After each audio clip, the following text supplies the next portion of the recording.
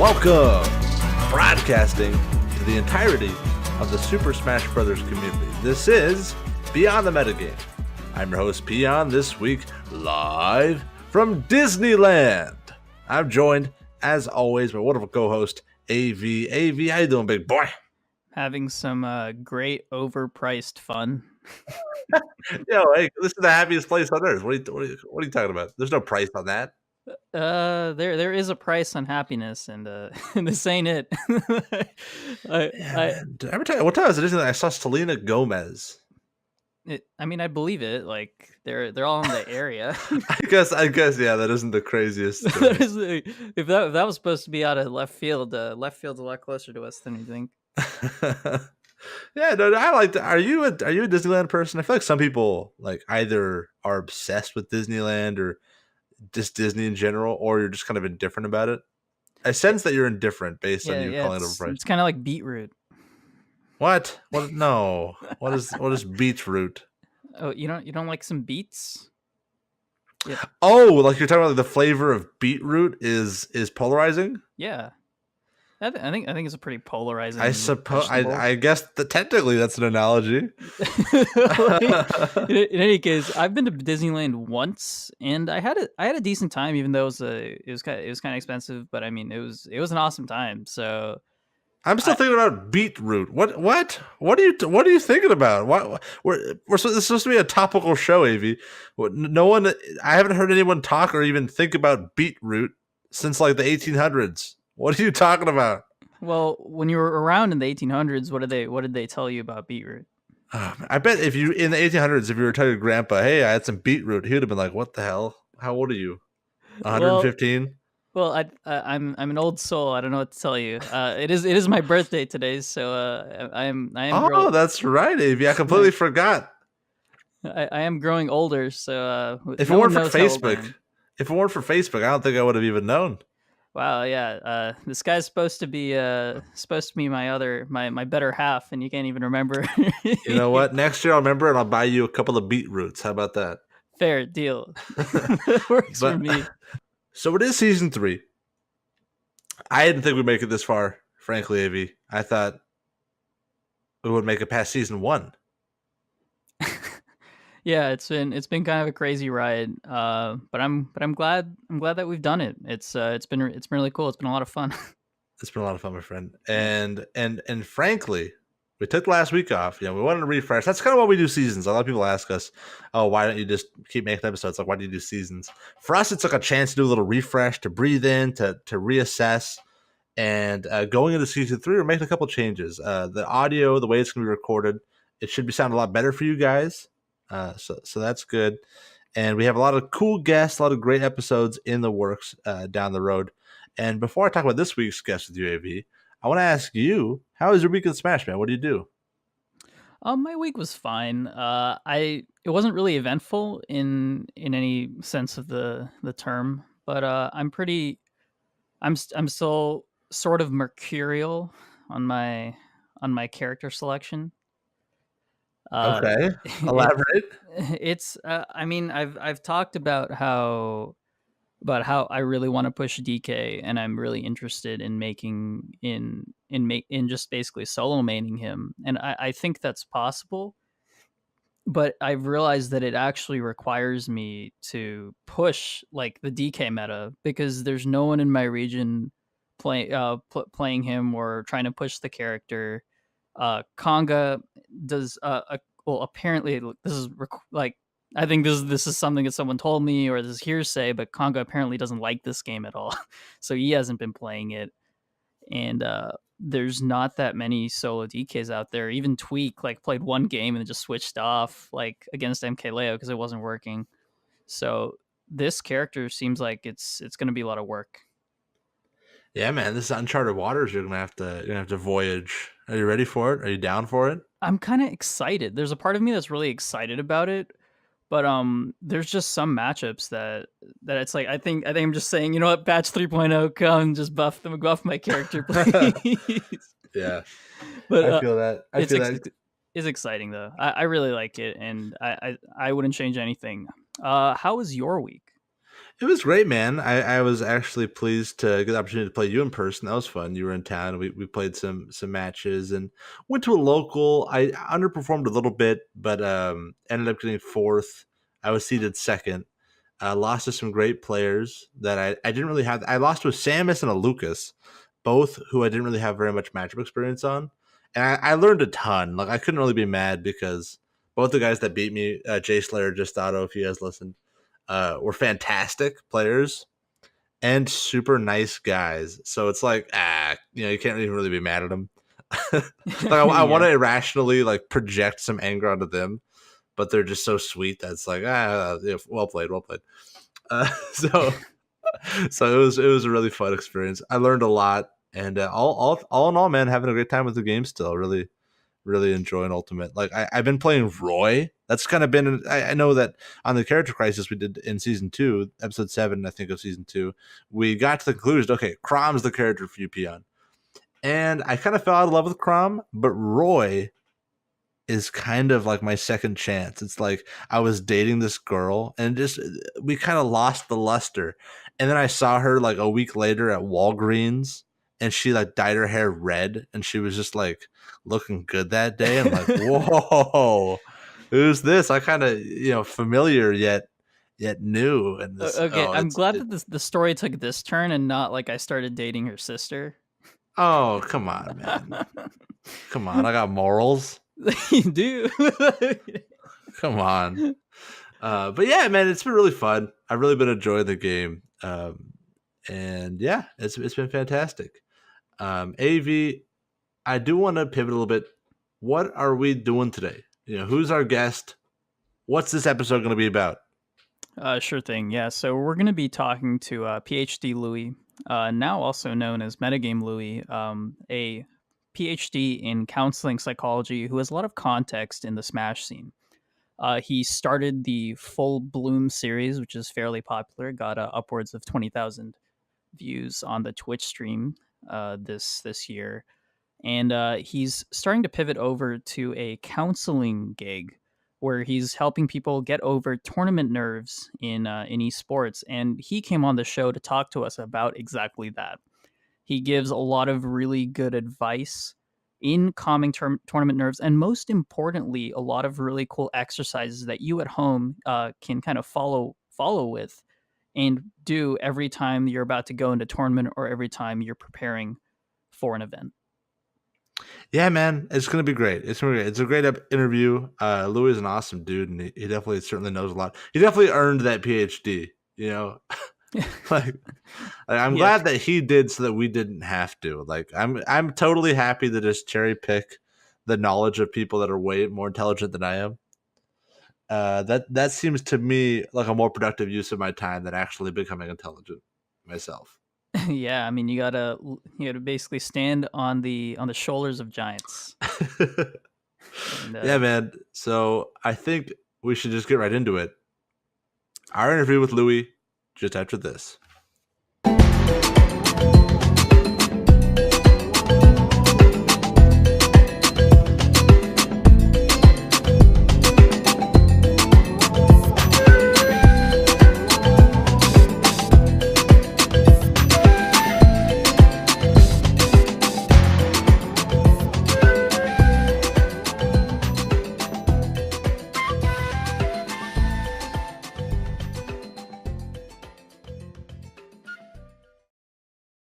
Welcome back to Beyond the Metagame. This week, AV and I are joined by Metagame Louie. Hey. A PhD in counseling psychology, founder of the Full Bloom series. He's an academic. He has a PhD in counseling psychology. This man does it all. Welcome to the show, Louie. Hey, thank you for reaching out. I'm glad to be on it. Yeah, I mean, it's really cool we can get you on here. You've done a lot of really cool stuff for the community. And right before we get into the meat of our episode, we just wanted to ask you, like, what is your background in Smash? If you just give us like a small little overview of what you've done in Smash and what your vision is for the future. Yeah. So I've been playing Smash since 2004. Played competitively for a while, went to MLG Anaheim, and then stopped playing for various reasons. Life got in the way. Moved to Bloomington, Indiana, in 2013, and then I noticed this thing called the doc came out, and I was like, oh my gosh, people still play this game. And they were like highlighting PC Chris. I was like, I was there.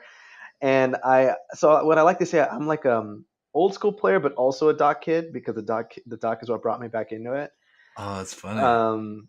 Came to Bloomington, Indiana, went to and got enrolled in Indiana University for my PhD in counseling psychology. And I thought, well, what a great way to meet people. Try to find my old Smashboards account, and sure enough, somebody had just posted. Met this guy, became good friends, started finding more and more people. And next thing we know, hey, let's make a club, or let's make a Facebook group. Then we had more and more people. Then we started a biweekly, and then we grew into a house of like 30 people coming to this biweekly. Then we said, oh my gosh, we need something bigger. So let's start a club. Then we found campus rooms. Next thing you know, we said, hey, let's start doing let's see if we can hold our own regional. And so we started Full Bloom, I think, in Wow. 2015. Yeah. It took a big risk, and it was great. And I think it was well received, and we just kept building it from there. And this most recent iteration, Full Bloom 5, 2-day event, I think we peaked at 25,000 viewers, had 700 people in attendance. So it was great. Yeah. And so now since then, it's been great. I've have since graduated from IU. I actually graduated last year. I'm now living in Berkeley, California, where I work at UC Berkeley. Still part of the community, still attend tournaments. And now I've recently started doing some other work called Metagame, where I do some esports consultation. And that's where I'm at now. Yeah, that's kind of where I'm at, and hoping to see if I can extend that to not only the fighting game community, but also PC gaming, Overwatch, League of Legends, things like that. That's pretty cool. I love that whole story of how you guys just the whole thing started with a couple people that just liked the game, wanted to play together, and it kind of blossomed. No pun intended. Eventually. No, you say that it's that's true, because that's how where Full Bloom came from. We were like, hey, Full Bloom, because we started small and here we are. Really? Wow. That's yeah. There you go. Wow. That's really our scene. We kind of described it like our scene being in full bloom. Yeah. Oh, that's funny. Okay. Well, exactly. I mean, perfect. I love it, because you kind of see that around the country and surely the world, that it always starts with a couple people. Like I know AB in our scene started with just two guys. Like it was a melee club, and these two guys just started playing Smash 4 there, like almost rebelliously.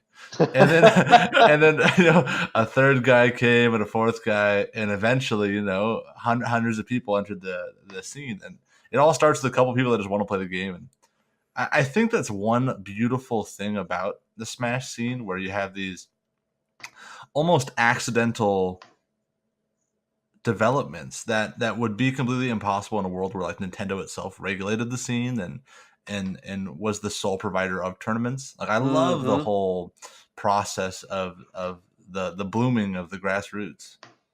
Oh yeah, I absolutely agree with you. And what I always tell people is I always try to do it in anytime I'm like interviewed and post tournament stuff. I always say you can do the same thing. It takes people who just like, hey, let's get more people, let's get involved, and let's see what we can do, because we started that small too. Yeah, exactly. Like, I mean, I'm no stranger to that. I think I helped start the Smash scene over here in the Central Coast in Santa Barbara, San Luis Obispo area. And yeah, it just started from me saying, you know what, let's run some tournaments. Let's all get together and and figure stuff out. And then suddenly we're like posting massive regionals. We have like this crazy like tri-region PR, and it's like it's all, and I feel like I'm all way in over my head. But I mean, with you, it's like you're running like a very like a way bigger scale, like regional tournaments, and you're in school, so that must have been really crazy for you. I mean, speaking of school, where's kind of your lean in terms of your academics? Did you do your thesis in esports? Did you have a lot of research around it? Can you tell us a little more about your involvement, about connecting the two parts of your life together? Yeah. Well, I my journey is I did my bachelor's work in psychology, and I always knew that I wanted to go to grad school, and then I wanted to kind of be more of the application piece, helping people in the room. So before I did that, I actually did a master's degree in experimental psychology, and because I'm a glutton for punishment, I thought, let's go to more school and so I did a PhD. And actually, my research during my PhD work, it went through different types of areas, but I actually didn't dabble too much with kind of the sports psychology, esports stuff. At that time, I had stuck with a trajectory that I was already focused on, and so I just thought, let me just finish this. I don't want to introduce new types of research, even though I'm super passionate about gaming. But what I did was I learned kind of along the way through my mentors about what would it take and what are the things that we can apply from sports psychology. So my research actually during my time of my PhD work was actually unrelated. It was on substance abuse research, specifically with cigarette smoking, electronic cigarette smoking, and how that affects mental health. Mhm. But I thought, you know what? I've learned so much about mental health. My degree itself is in counseling psychology. And here is a community that I'm passionate about, that I've been involved in, that I've had anecdotal experiences in. And gosh, they could benefit from this information that I know. And it's already something that's normal for traditional athletes, team sports. And esports is only getting bigger. There's already teams in esports. How do we now bring what we already know about mental health and sports psychology to this area? So I'm bridging what I already know about counseling and mental health and maintaining healthy mind, and now trying to apply that directly to the esports community.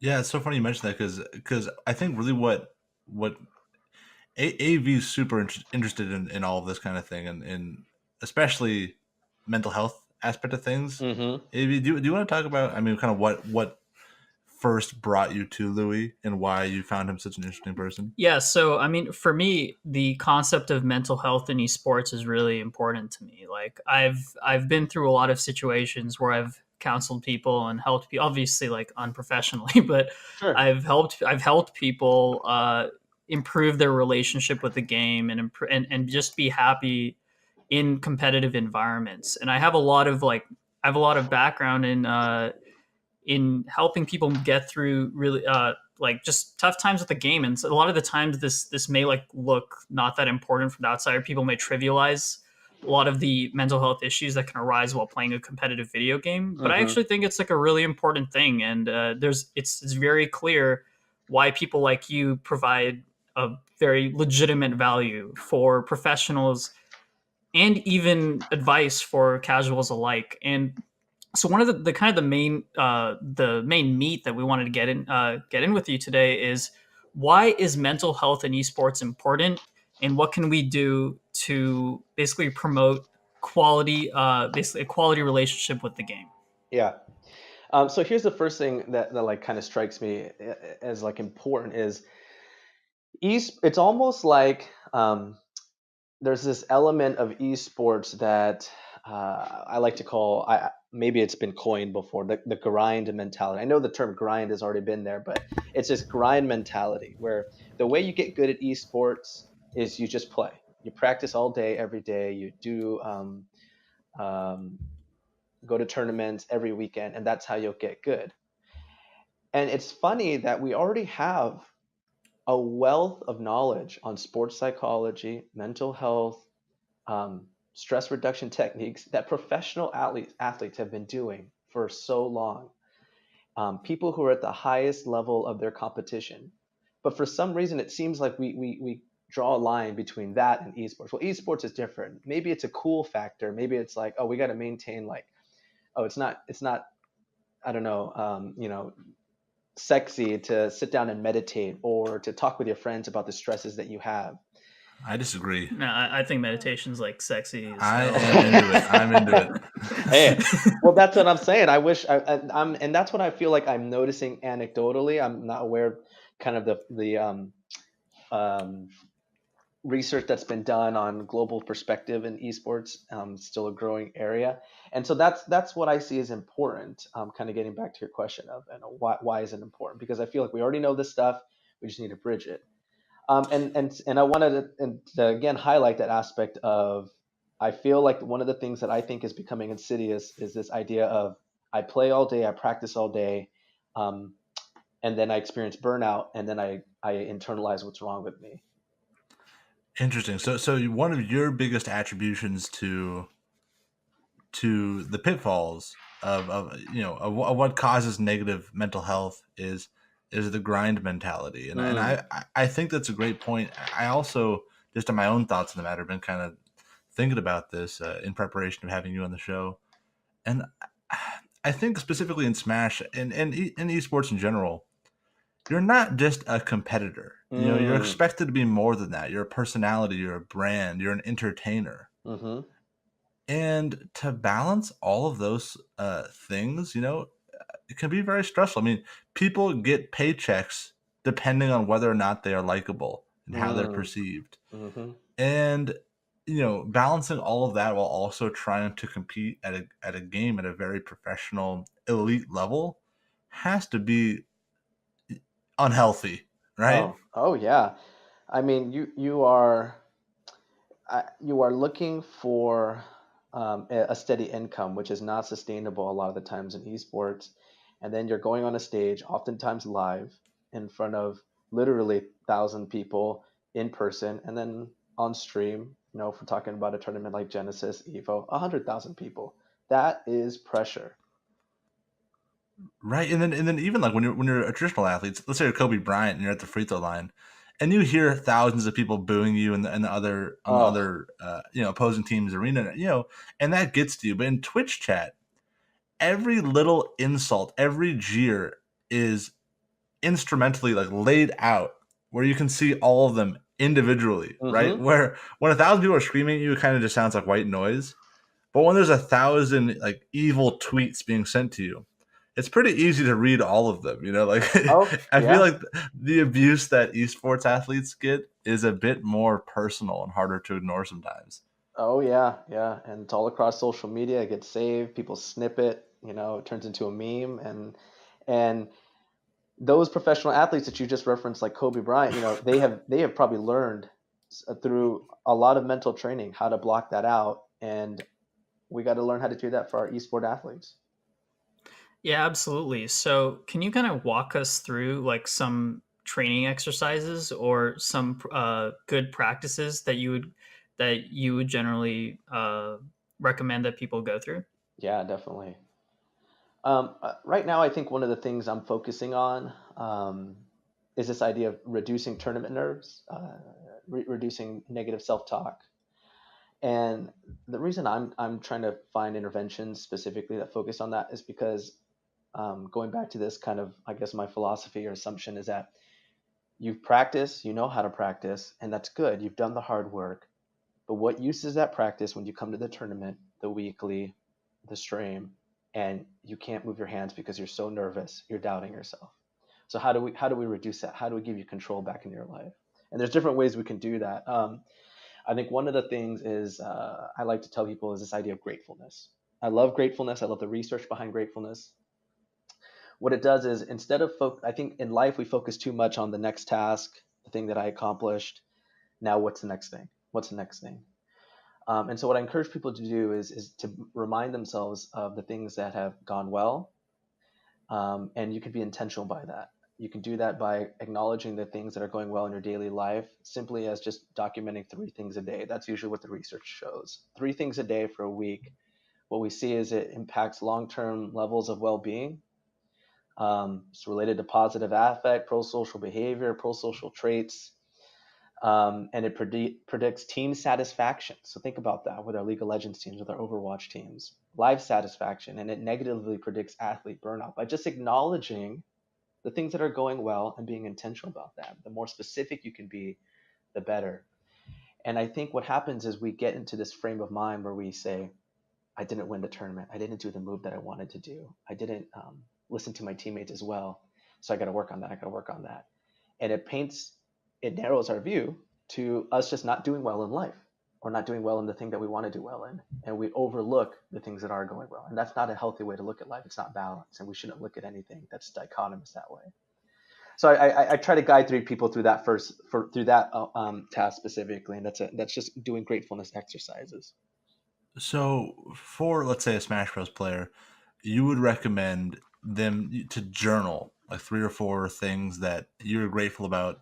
And is this in general or specifically where Smash is concerned? Like you say, oh, I'm thankful that up throw up air knee is still true, Right. or am I thankful that my doubles partner carried me, or Right. is it is it as broad as I'm thankful for my friends? I'm thankful for I got 8 hours of sleep last night. That was pretty great. Like Yep. where? Give us the scope of what you're talking about. It's a great question, and one of the things I think about is actually something you said earlier, which is you are more than just the Smash player. You are just more than just the esports player, and be happy with the other things that are going on in your life that make you holistically who you are. But that also comes back to a Ooh, value judgment of what do you value? And if Smash is the number one thing you value, then let's be grateful for the things that are going well for you in Smash. Do you have a sponsor? Were you able to communicate well with your teammate? Um, Maybe you did well poorly at this tournament, but what about the last three tournaments where you actually did do well and where you accomplished those goals? Are we acknowledging those things? Did you put in the time of practice that you wanted to this week? And it depends on what you value as a person, but also just trying to remind yourself that you are more than just that Smash play. You are just more than that esports athlete. Because I think if we can appreciate ourselves holistically, then we begin to see ourselves more than just the person with the controller in their hand. Yeah, I mean, we often talk about on this show the importance of having multiple hobbies, multiple things that we can draw, as in your terms, gratefulness from.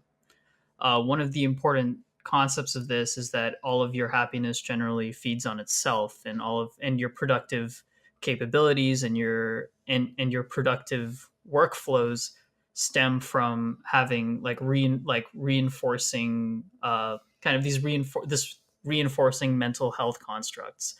And and the thing is, I love the idea of being able to have different things to take happiness from. But how would you recommend that, like, someone whose main hobby is Smash and main like anything like Peon was talking about, like whose main like happiness derives from Smash, how would you recommend that they branch out the gratefulness that they get from just other parts of their life? Would you would you recommend that like people find more avenues in Smash, or would you recommend that people like branch outside of Smash? I think if I'm talking with somebody who says, "Oh, this is everything to me," and there's nothing else, um, I would want to have more of a conversation with that individual about the kind of the interpersonal aspects of their life, because I think Smash in itself can be isolating interpersonally, and human beings need social support and interpersonal relationships to help us feel good. We need the reciprocity of social support to help us feel accomplished. So I would encourage that someone to talk to me more, or to explore more those other relationships. Who are the friends that are supporting you? Who are the family members that are supporting you? And do you place value in those? And are they also may or may not be tied to Smash? And to be grateful for those people who cheer you on, who care about you, who want to see you succeed, and to be grateful for those things. To be grateful even for the past things that are not Smash related, for parents who took care of you. And sometimes that's sensitive for people. That's not necessarily the case, but even things that led up to where you are now, the people who pushed you and believed in you, I think it's important to be grateful for too. So those are some of the things, is interpersonal relationships that extend outside of Smash. Um, I think are important to help the individual not just put all of their weight into that particular game itself.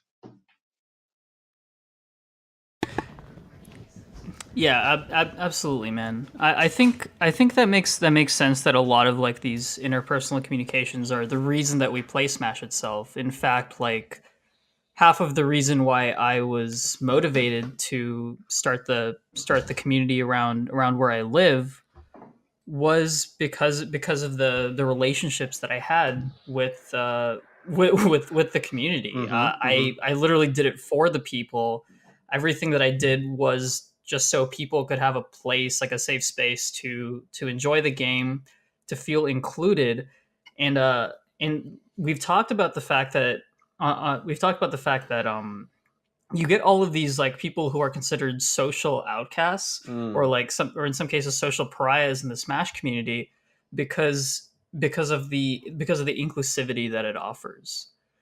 And one of the things that is really important, like you described is the fact that people are getting validation and people are receiving positive community feedback from their exploits in a video game, which is really awesome. And in that vein, like what is the like it's interesting how like all of the like the avenues that people take to receive validation, because it's funny, like you see like people who like play low tiers, like or people who pride themselves on being like the best character of X in their region, or people who pride themselves on like never dropping a money match or always hitting techs or being the one person that's good at this like one specific thing.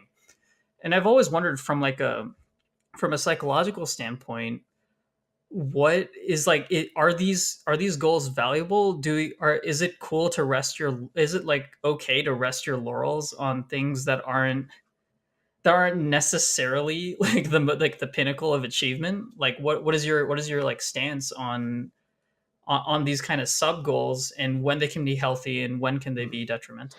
And just so I understand the context of what you're saying goals as in being the best at smaller facets of Smash, or you're saying in general just always wanting to be the best? Well, it's like what like how are these sub goals helpful in your growth, and where can they be detrimental in preventing you from looking beyond these achievements that you've accomplished? Oh, yeah, yeah. Uh, the way I think about that, I talk with a lot of people about goal setting in general, and I feel like that's one of the things that I think resonates me with your kind of what you talked about is sometimes I've worked with individuals and they tell me I want to get a sponsor and I want to be at the top, or this person says like I want to win a major, but they haven't ironed out the specific incremental steps that they'll do to get there. And what we know about comparison, social comparison, or any form of comparison, is that when you are using a goal that is too out of reach and you haven't ironed out the steps to get there, you will constantly let yourself down and feel like you're always behind. And I think it's healthy if you do make those incremental steps, as you said, because I think along the way you can feel satisfaction from accomplishing those tasks along the way, and those little small steps to getting to whatever your ultimate goal will be. But I also think it's balance. Sometimes engage with people who they're hyper focused on those goals, but aren't acknowledging the other aspects of their life, like their mental health. They only want to practice. They only want to go from this task to the next task, and something else in their life is suffering. Louis, I want to pivot a little bit over to what you identify as. I mean, even your Twitter bio says esports player performance consultant, right? Which is a hell of a title, by the way. Put that. I want that on my resume. Now, what does that all entail? I mean, as an esports player performance consultant, do people come to you and say, "Look, man, my life sucks. Help me out. Like iron this out for me." Yeah. Like, what is your role in life? I guess. Yeah. So the distinction I make between what I do and the therapy I do at my job is that you should still see a therapist if you're wanting to talk about deeper level issues. So you can go into more past type things, familial type things that have come up. What we're focusing on is strictly what are the current mental blocks that are getting in the way of your esports career. So it's very focused. It's very directive. And we're talking about specific skills that we can immediately apply, whether in the short term or long term, to enhance your gameplay / your career in becoming a successful esports athlete. Oh, okay. So like let's say I come to you and say,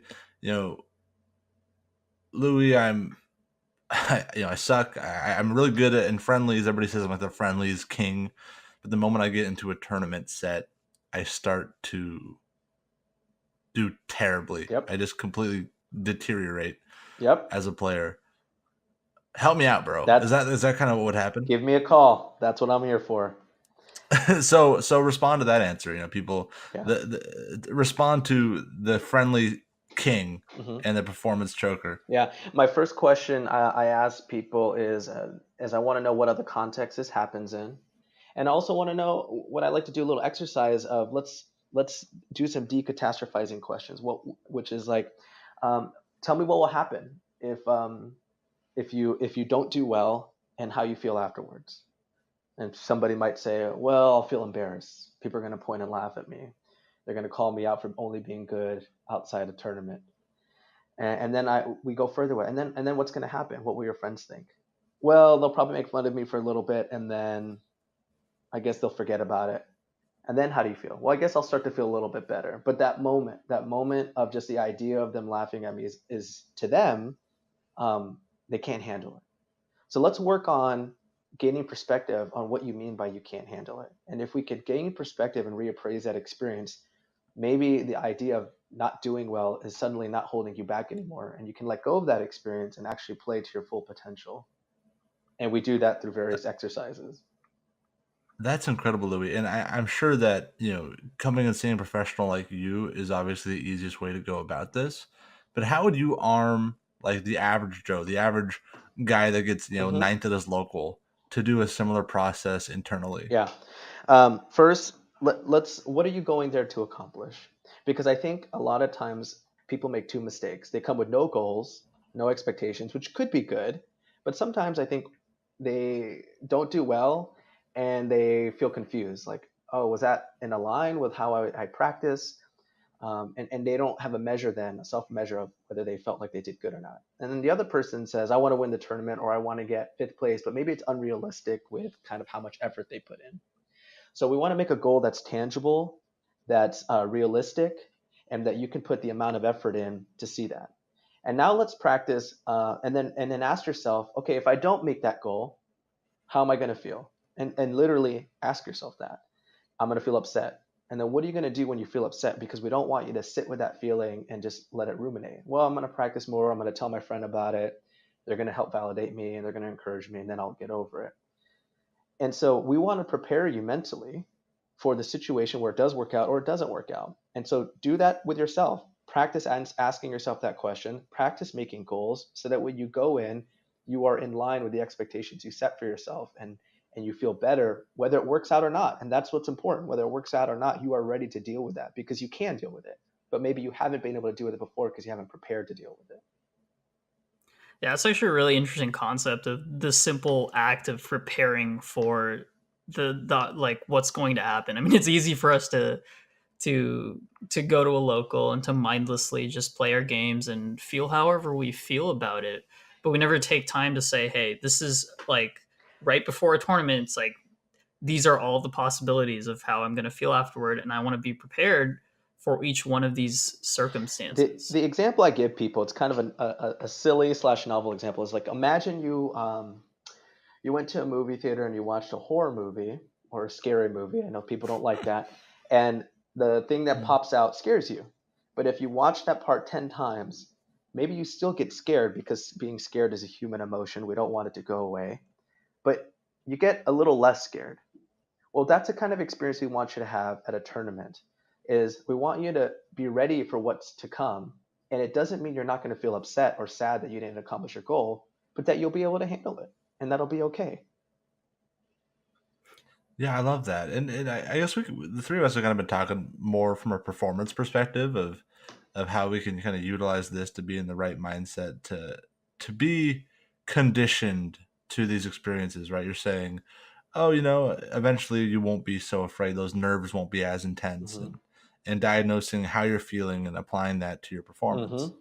But what do you have to say for the very large amount of people that listen to these types of shows and watch a lot of Smash content, but don't actually go out and compete in tournaments or don't actually join the local scenes? How, a lot of those people are self conscious or they're just nervous about being an old person there or being a young person there or being this or that, and they already feel like they're an outsider to the Yeah. community. Can you apply some of what you deal with to those people from not a performance perspective, but just like a sort of personal confidence perspective? Yes. So I think one of the exercises I do with individuals who because when I hear your question, I think about it more of a greater scale of like almost social anxiety, if that's okay to say. Yeah, Absolutely. yeah. And so a lot of the times, people who experience social anxiety, they have this feeling, whether it's in their chest, of like wanting to get away, feeling, and a lot of times it's this feeling of um, somebody's going to call me out for something. Sometimes it's related to intelligence, um, social embarrassment, but it's not really based in something that might actually happen. But what we do is we catastrophize that situation. We only consider it from the worst frame, um, the worst lens possible, right? And so I guess it's kind of going back to what I said earlier is that it narrows our perspective on the possibilities. And the reason we do that as human beings is because it serves a protective factor for maybe one point in our life where it actually didn't work out. So now we overcompensate. So what I would encourage someone to do is saying, okay, I'm afraid of going to this tournament because let's see, I think the one you said was I'm going to be the older person there. Is that what you said? Yeah, older, Yeah, yeah, yeah, younger, just I don't know, yeah. Is I want furrier. what we do with that thought though is somebody thinks it and then they're done with it and then it dictates their behavior by them not going to the tournament. Is I would want someone to engage with the thought and evaluate, what they feel like they can handle or not handle, and to give themselves a very incremental goal, which is showing up for the first 10 minutes. And if I feel uncomfortable, I'll leave. Um, Hmm. asking a friend if they'll go with me. And if I feel like I can't handle it anymore, I'll leave. But unless you're allowing yourself to have even just a small experience of something that's uncomfortable, you will constantly avoid it. And what we know about anxiety is that it doesn't just keep increasing to this never-ending peak. It eventually levels out. But we have to allow ourselves to get to that part where it will level out and where we can show ourselves that we can handle it. That's a really cool point. I like that there's this always this inevitability of things leveling out.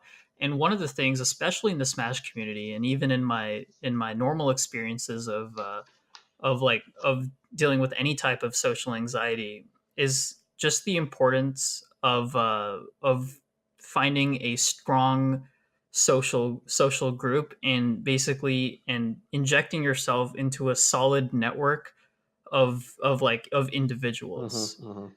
And probably one of the like the things that promotes confident behavior at tournaments is finding groups to hang out with. So what is like what have you seen in like what can you connect with with the research that has been done on group on these kinds of group activity and confidence in the in like the sport or activity that's being played? Hmm. And do you mean in terms of befriending people and increasing social engagement amongst a group of like gamers? Yeah, Yeah, absolutely. yeah. Um, so one of the things I think about is this idea of the culture of groups or the culture of reciprocity in terms of social engagement. And so what I mean by that is, and another term that comes to mind is the idea of bystander effect. And so this idea that if we see somebody who needs help and there's a big group of us, we are less likely to do it, and and we have to be very intentional about doing something when we're in a big group of people because we tend to diffuse responsibility. So what I would say is on the person who already knows people and you are at a tournament series, maybe you're one of the TOs, one of your regular community member, is to ask yourself, is there somebody around here that looks like they don't know anyone? And am I taking responsibility to introduce myself to them and to make that person feel welcome? And if I'm not taking responsibility, know that you are falling victim to bystander effect, which is this feeling of not wanting to because you think someone else will do it. If we can acknowledge that as a community, more people will feel welcome. So please interact with those around you who are sitting alone, who don't know anyone, who are standing against the wall with their controller, not sure what the etiquette is to ask for a friendly. Yeah, I love that. I love that so much because I mean, think about how many like tweaks or MKLeos or mangoes potentially went to a tournament, once or twice and had a terrible experience and never went back. Mm-hmm. And I've said it on this. I've said it before on the show where I've put SoCal on blast for a lot of the tournaments I've been down there. It's not a very like welcoming environment, and of course those people as individuals, I'm sure, are all lovely, but there's been a baking of culture where due to the bystander effect that you referenced and perhaps other just social factors, it isn't the instinct to say, "Oh, hey, who are you? Welcome to the community." Yeah. It's just for a tournament. That kind of interaction, which could be so instrumental in somebody's development as both a person and as a Smash player. So, I mean, thank you for bringing that up. I want to shift gears a little bit to another aspect of this. So commonly when we are looking for advice or dealing with an issue, we turn to those around us. We turn to our friends. In the Smash scene, it's often our peers, our fellow competitors, our local communities and friends. How should we direct those people to engage with their friends? Oh yeah. Like how is it our friends' responsibility to help us out? And should we be looking towards our friends for this sort of relief? Oh, what a great question. So here's what I kind of have. It's funny. Some of your questions I have like my go-to statements, and what I say is, our friends are there for a reason, and they're there to bring us the comfort when we need it immediately. They're there for the validation when we need it immediately. Use your friends. They care about you. If they don't care about you, they'll tell you, unless you're telling me that they are liars, unless you're telling me that they really aren't your friends. But if you're telling me they're your friends, and I'm really talking about, when I say this, I'm talking about those 3 to 4 friends who are ride or die, who are there for you. Use them because you shouldn't do this alone. But our friends can only do so much, and our friends are there for that support when we need it. But if you feel like you're having maybe more severe, distressing mental health issues, um, it is important to seek somebody who is a professional, because our friends do not have the specific skills needed to maybe address the issues that you're dealing with. But initially, use your social support, because that's what they're there for. And sometimes the statement I hear so often is, I don't want to burden them. They're too busy. Well, let them tell you that, because you're taking away their autonomy to even make that choice, and you've already made it for them. Well, if you heard the man, go give me a refill. I mean, speaking of like giving your friends the chance to help you out. I mean, from at least from what I've observed in my day-to-day interactions with people, is that there is some kind of benefit that your friends get from even helping you. Absolutely. Yeah, and there's this, and from what I understand in the research in this field in psychology, is that like there is a benefit that people get from helping, and the fact and that it promotes pro-social behavior, and it promotes like good relationships to just give, which is something that's really interesting, and I'm really glad that you brought that up. Here, I'm going to share a slightly anecdotal or tangential thing, but I think it's. I once shared this with my Smash community, and they thought it was funny and interesting. Where there's this interesting sociological or social psychology concept of like, even in the communication we use. So like if I told you, Avi, like, a sorry, this is already making me laugh. If I said, oh, sorry, I'm blinking on the example, which direction it goes. You're gonna have to edit this. It's gonna. If I said, hey, thanks for letting me borrow $5, you would say, what would be your response? It doesn't have to be, you don't think about it too much. Like, thanks for letting me borrow $5. Oh yeah, no problem. Yeah, you say no problem, right? Yeah. And what I think is a better statement to say to increase the reciprocity of social engagements is, you know what? I know you do the same thing for me. And I think what's interesting about that is it lends itself to saying, I value this relationship, but I also value that we're in it together. And when we just say, "Oh, no problem," then it kind of stops this idea of like, and can turn you into somebody who only gives as opposed to also receiving. I see. Because a lot of people will just get walked over. Get walked over. There's a There's danger some- of that. And so it keeps this idea of social engagement, social reciprocity going where we're helping each other out. Now, of course, underlying it as we pick it apart, it might sound like underhanded, but the intentionality of it is that our friends care for us and we care for each other. That's why we do it. That's why we do pro-social behavior. And so even the language we use, we try to enhance that, like we care about each other. I do this because I know you care about me, and then you do it for me because I know it's vice versa.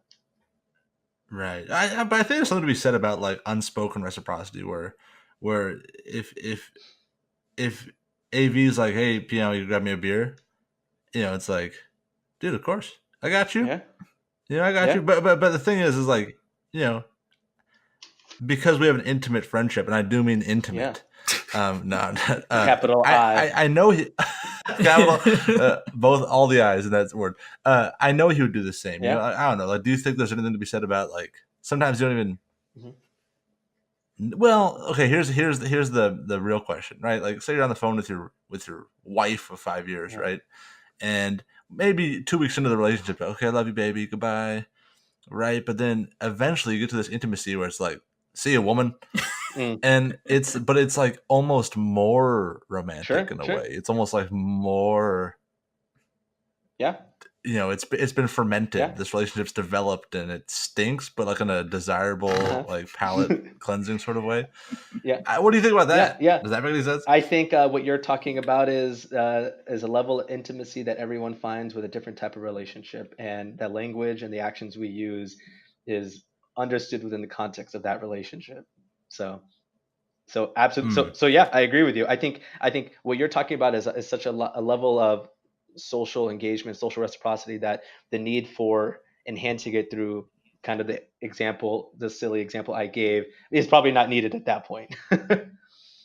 Sure. There's levels to it, I guess. I mean, it's important to contextualize the relationships that we have, for sure. Yeah, I mean, there's like so much that's important about developing relationships. I mean, not even just the Smash community, but like this kind of falls into just general like health and life. It's just like I feel like everything that you are and everything that you've become is kind of an addition or some kind of like like beautiful function or equation of all of these people that you've interacted with. So, but about the thing that you said about like the language that you use and the and how and the gestures that you show with people are I think they have this like beautiful butterfly like multiplicative effect on improving your general well-being. So I think that's something that's like that's really important. I agree. Yeah, and and we mentioned in terms of the environment of what people could do, but for the person who is coming in, though, I wanted to go back to that, who doesn't really know what to say, is we talk about sometimes this idea of active engagement or active listening, and I think the skills you can learn from that are really important. Simple skills as listening for an open-ended question when somebody's talking to you. What, how, tell me more.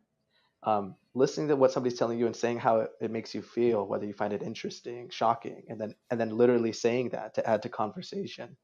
Asking people, trying to find commonalities and then literally saying that, oh yeah, I like that too, or oh yeah, I have a problem with that matchup as well. I think those simple kind of skills are what's going to help individuals who, back to your question, who show up and want to take responsibility for their social, engagement with these tournaments so that they feel connected. Well, thank you for that, Louie. I appreciate it. I think you had a lot of good insight on that. And just to put a bow on it, I want to walk away with this in a productive way.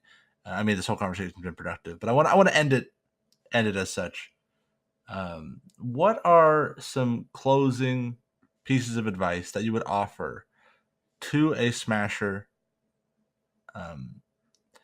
in relation to their mental health? How is it important going forward, and how should they stay on top of it in the meantime? Number one thing I'd say is understand your thoughts. What are the things that you are internalizing that serves no utility except to make you feel bad? Is it, self-deprecation? Um, and how is it dictating your behavior? Are you less likely to practice? Are you less likely to go to a tournament? Are you less likely to talk to people? Um, and to think about, acknowledge that, and then let's start to think about strategies to change that. So that's the first thing. Understand your thoughts. The second thing is use your social supports. Don't do it alone. We just ended with that. Talk to your friends, because the more we talk to people who we trust, not just anyone, I'm talking about your friends who care about you, who love you, who want to know how you're doing, who want to support you, and you would do the same thing for them. So that way, this issue of anxiety, depression, mental health issues, whatever you want to call it, is no longer a secret. And the more we care about each other and put it out there, the more it doesn't feel like such a novel thing. Um, and I think the last thing I want people to think about is, how can I lower my stress and anxiety related to being in a tournament setting, or being on the stream, or performing at a high stakes, and to consider these strategies that have been developed, and that you don't have to think of your anxiety as a thing that controls you, but you can control it.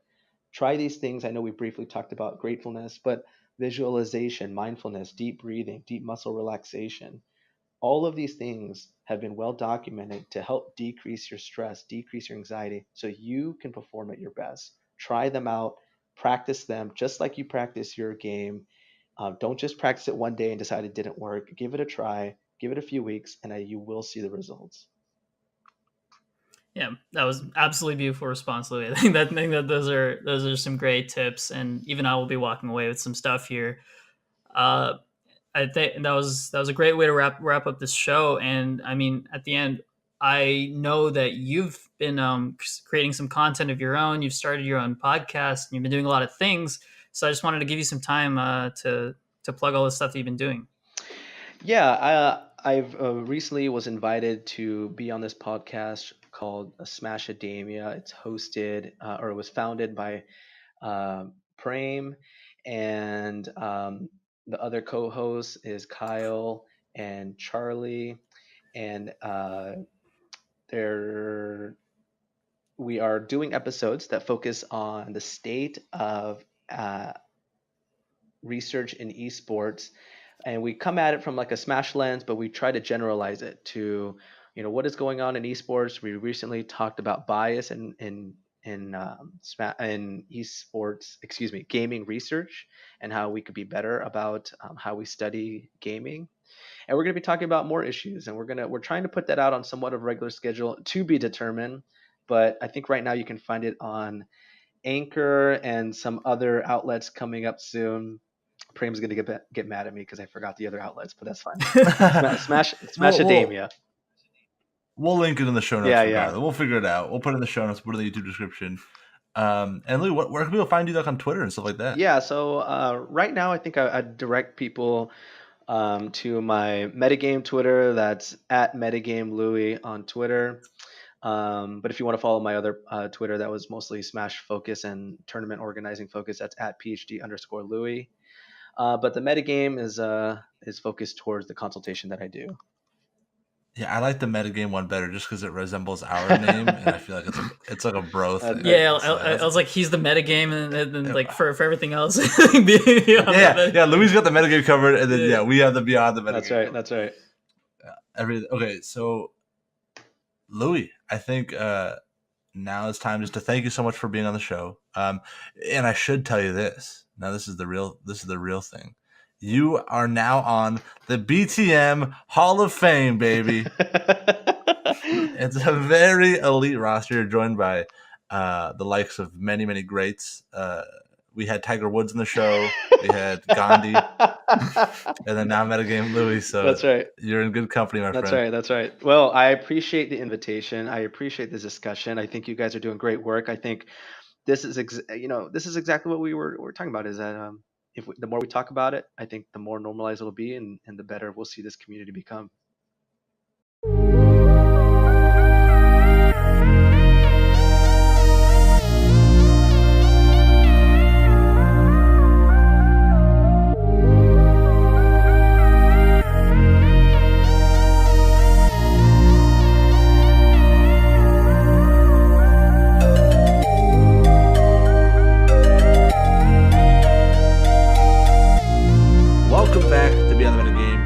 AV, that was our interview with PhD Louie. What a guy. Yeah, he was really awesome to talk to. Very, very knowledgeable. Clearly well researched. Everything was backed up by studies or by his own experiences. I honestly couldn't ask more in terms of the lean on counseling psychology. I think he was a great guest. Yeah, you've been talking a lot. Get this. I don't think he was wearing a shirt. All right, what makes you say that? I was really hoping you wouldn't call me on my bluff because I have no supporting evidence. No, I mean, he was confident, so I can definitely see that. Like, I mean, I wasn't wearing anything that entire time, so and I was right next to you, so You know what? I did notice that about 30 minutes the way through. That was distracting to say the least. yeah. So that that is that was a, a great interview. I think that we had a lot to take away from it. I was basically humbled by by his knowledge about the field of psychology, and he was he was very well spoken, and I think everyone has a lot of things to take away from what he said. I'm going to be doing a lot of his best practices in terms of preparing myself for a tournament. I'm going to make sure that my headspace is clear and that my thoughts are always productive, and I'm going to make sure that my interactions with the community and other people are productive and always encouraging reciprocity, and I love that concept of reciprocity. Yeah, for sure, man. Well, go check out our boy PhD Louie. But in the meantime, AV, we had some questions to answer, so I'll just throw the first one at you. This one's from Kemor. Kemor, a great member of the BTM Discord community. I feel like he's like the whole community's little brother, little German brother. I love this guy. He says, "What did Smash do for you? Besides having played Ultimate for hours upon hours, what do you owe Smash?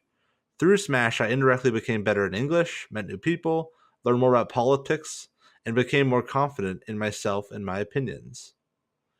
Yeah, those are his experiences. When I have to say this, man, Kemore is such an embodiment of that. Like, he's this 15-year-old, is a German guy, but he speaks like 18 languages. I swear, he always comes on and like strikes up like complex worldly conversations with like the 30-year-olds on Discord, and he like knows more than them. It's crazy, but it's really cool. That's one thing I really like about Smash is like that kind of universal appeal, how it connects people that otherwise wouldn't be connected. I've said that before, but Kemore is like the living embodiment of that. And for me, that is what Smash has done the most. It's connected me to people, which is part of the reason why I went so deep into Kemore. Um, Smash has connected me to people I normally wouldn't be friends with. A lot of my friends traditionally are kind of like jockey, or you know, yeah, I guess jockey is kind of a good word for it. Because I'm an athletic guy. I like playing sports, so that's kind of what I've gravitated towards. But through Smash, I was able to connect with people of all shapes and sizes, creeds and colors, different nationalities, different everything, and that's what I love about it. It's opened my mind to a lot of different type of people, and it's made me a more well-rounded person as a result. Yeah, that's fair. I would have taken your answer really seriously if you hadn't said, "Hey V, what do you think about this?" And then go on your answer. But I I absolutely agree. Wait. I did just ask you, and then I just answered, didn't I? Yeah, no, but I loved your answer. I think it was a great answer, and I have to I have to agree about the community, and the community is like everything for me. The community taught me how to be a leader. Most importantly, that like basically, then more than anything else, I learned how to work as a team, how to accept help from people, how to manage a team, how to basically develop talent, and how to become a more well-rounded person. And I learned all of this from the people that I interacted with, and I owe them everything. I don't think I maybe maybe I owe Smash because it brought all of these people together, but more than anything, I owe everyone that I've ever interacted with, and that's really the message that I want to get across. Cool, buddy. Well, I'll ask you this one, and this time I'll let you answer first. Sure. How do this is Grims who asks, how do I find my one true main in a game that's filled with a plethora of options? How did you guys develop your play styles, and how did we develop consistency for quality play? Okay, I'll take the first one, and then I'll let you I'll let you answer the second one. Sure. How did I find my one true main? So I what I did in Smash 4 was I wanted a character that I could play without having to practice much. And I picked up DK. Before that I played Sheik because I just think Sheik is cool. I'm sort of an edge lord, well, a fake edge lord, I don't know. But I think Sheik is awesome. Sheik is super cool. I still play Sheik in this game just because she's so cool. DK I play in this game because I just decided to keep playing him after Smash 4, and he's a lot of really cool mechanics, and people think he's dope in this game. And he just fits me. It's just like a glove. Peon. Actually, I want to know, like, you haven't really found a true main yet, but I guess you kind of got drawn towards Inkling. Yeah, Inkling's my main for as of now. Yeah. Inkling. It's just we have a whole episode of this, the character crisis, where we talk about you know how to find your character. I'd recommend going and listening to that one. But it comes down to picking a character you initially really gel with, and then you vibe with. Maybe you like the way they look, maybe they just feel good in your hands. And then do that for 5 or 6 different characters and really refine it. Really see which one works best for you. Try to find out your strengths and weaknesses. A good way to do that is to play someone that's better than you and have them point it out if they have to. Um, say, oh yeah, this is what you do well. This is what you kind of could work on, and then try to find a main that complements those strengths and nullifies those weaknesses. Say your recovery habits are really terrible. Well, play a character with good recovery, right? Like that's kind of the methodology. Yeah. I mean, it's kind of hard. I mean, I just go with like just play a ton of characters, and then one's gonna feel better than the other. I don't. I had no way of like exactly picking, so it's literally all intuition and feel for me. So It's yeah, not an easy process though. Do not stress yourself out by it. Have yeah. fun in the meantime, and keep searching. Keep searching. Don't get too attached to any one character because we're still in the heart of the patch cycle. I mean, 3.0 is going to drop soon, right? Mhm. And the last part of the question: how do you develop your consistency for quality play? Um, I think it just comes down to approaching every match in the same headspace. Understanding. Coming into every match, respect your opponent, but never too much, and be very self-aware. Learn from your mistakes as they're happening, and just stay positive. And even then, you'll still have some off days, but I think developing consistent habits around your play, like having the same sort of mood going into a match, and having the same positivity coming out of a match, for me helps solidify my consistency within the game as well. Yeah, this kind of leans into the second part of the question, which was developing the play style. There's going to be one style that feels good as your natural state, and leaning into that for like when you're not feeling too hot, and then basically building around that is basically how you develop consistency, because you're either going to be maybe aggressive, patient, maybe a mix of both, and then you have to figure out how to construct this beautiful picture around that, and that's really what developing consistency is. So Omega Phoenix asks, what can we do to encourage someone playing the game for the first time to fall in love with it? In the past, I've been doing my best to win and improve with my main Ike, especially since I've seen advice to stick with my main to improve. But beating them up over and over again doesn't seem to improve their desire to play. Is this a good time to play secondaries, even though it's not going to improve your gameplay much, or should you just go at it and and just beat them up? So what do you think, Peon?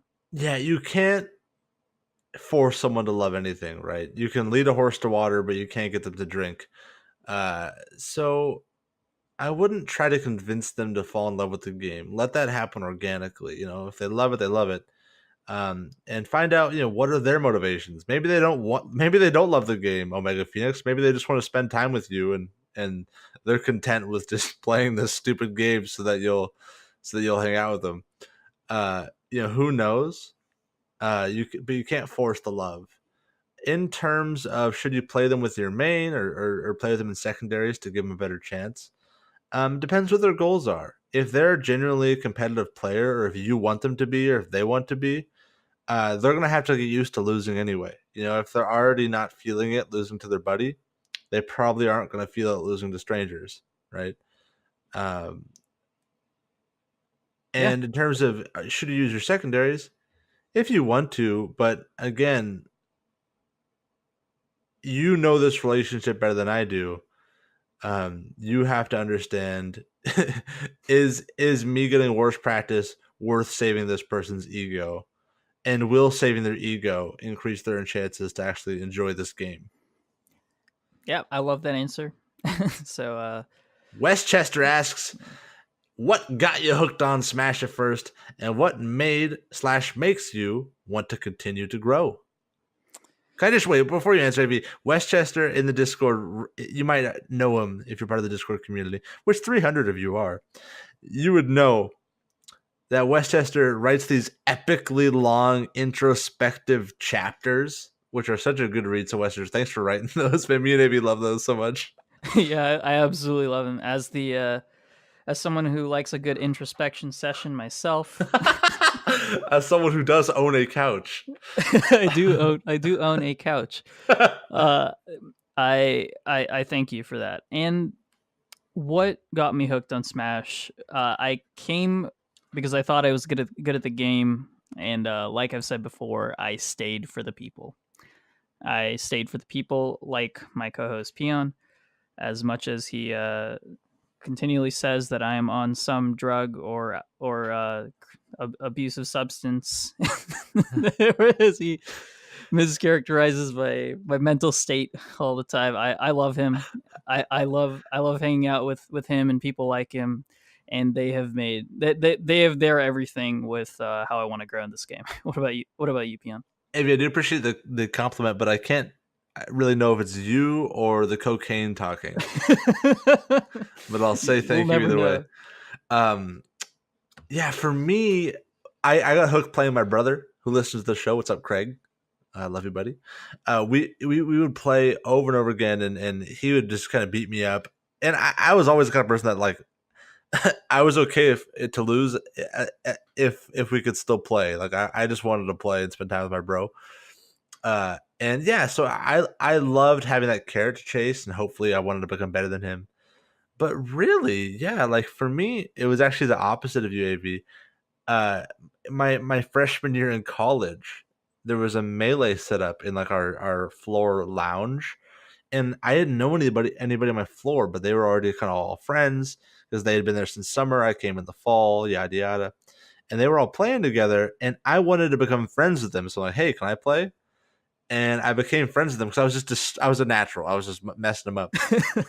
They didn't stand a chance, and so I wanted to become friends with them, but then eventually, like flash forward like 2 months later, it was just me alone in the lounge. No one else was playing. I was like grinding out tech skill with like Melee Falco.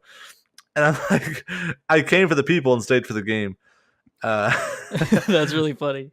So I love Smash. I love how it's a constant treadmill. It's something I can always work towards. If I have 30 minutes to spare when I'm alone in my room, I can practice something. I can improve in something. And I really feel like when you learn to improve at Smash, you're also learning to improve at everything. It's this crazy personal journey. So I never feel like I'm wasting my time with the game. So it's just this awesome resource I can dump hours into that I love at a cursory glance, but also find infinitely rewarding. And that's why I keep doing it, because I enjoy it and I feel like it gives me real value as a person. Well said. Well said. AV, I think that's all we have for this week. I do want to go into our some housekeeping, some end of the show housekeeping. So of course, as always, you can find us on Discord. That'll be in the show notes and on the website. But even more importantly, well, maybe not more importantly, but at least more current. After many requests, AV and I are happy to announce the BTM Patreon. Woo! Yeah. This thing, yeah, AV, I need a little bit more enthusiasm out of you next time, all right? That's your I department. got bills to pay, AV. Your department's the enthusiasm. So good job. All right, thanks, bud. But yeah, you can find our Patreon. It'll be in the description of the YouTube video, on our website, all of the above. And our Patreon, I'm really excited to launch, AV, because I think that we're actually providing a lot of value for the different tiers. For instance, we're launching another podcast for exclusive to Patreon patrons. It's going to be called, I love the name. It's going to be called Beyond the Metagame. And we're basically going to talk about everything but Smash. We're going to get real silly with it. We're going to go on for great lengths to talk about, who knows, current events, whatever. Really whatever we want that week. If you just like me and AV talking and you want to hear more and you want to support us, that'll be a little present for all patrons. But additionally, as the tiers go up and up, you get a lot of treats, especially if you're on the $25 and up tier. You actually get a lesson from AV or I, your choice, once a month, where we'll go super in depth with you.